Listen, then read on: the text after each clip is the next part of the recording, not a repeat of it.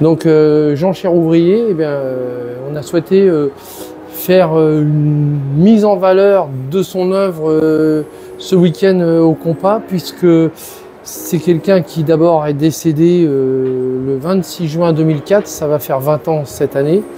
Et puis c'est quelqu'un qui a énormément compté au niveau de la passion de la machine agricole, et ce à plusieurs titres.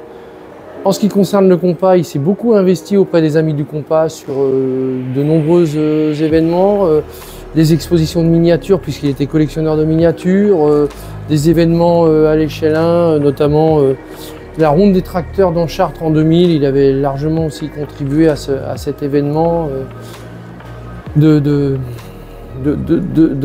par parce qu'aussi il avait des connaissances photographiques et un vrai bagage dans ce domaine-là, donc il avait fait des reportages, etc. Alors surtout, nous, on l'a connu parce qu'il était collectionneur de miniatures et il réalisait ses propres miniatures. Alors là, par exemple, on a une miniature Société Française, échelle 1/16e, avec un détail assez incroyable qu'il a réalisé lui-même en partant de plans relevés sur un tracteur à l'échelle 1, tracteur qui avait été retrouvé et qui est dans une collection en Loir-et-Cher, celle de Jean Lacaille, qui était là d'ailleurs tout à l'heure et qui a reconnu son tracteur là, sur cette petite expo. Donc il a pris les cotes, il a réalisé le tracteur entièrement. Ça, c'était un extrait d'un reportage qu'on avait consacré à cette réalisation dans les années 2012. Et puis Jean Cherouvrier, par rapport à la marque Société Française, avec Jean Noulin, un autre auteur issu aussi du monde du machinisme agricole, il avait écrit cet ouvrage, Société Française de matériel agricole et industriel de Vierzon. C'est un ouvrage qui fait référence encore aujourd'hui sur la marque Société Française.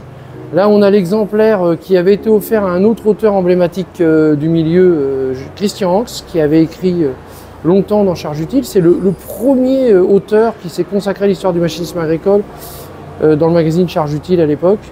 Donc là, on trouvait le lien intéressant. Donc, et on a d'ailleurs la carte qui avait été envoyée par Jean Cherouvrier et Jean Noulin à Christian Hanks pour lui offrir le livre.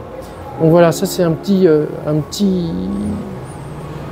raccourci de son œuvre autour de Société Française. Et puis là, on a autre chose d'intéressant. C'est une des deux moissonneuses-batteuses automotrices, j'entends qu'il avait réalisé, parce qu'il en a réalisé de nombreux autres. Celle-ci, c'est la fameuse 510, l'emblématique machine de chez Massey Ferguson. Et donc, Jean a fait toute sa carrière chez Massey Ferguson.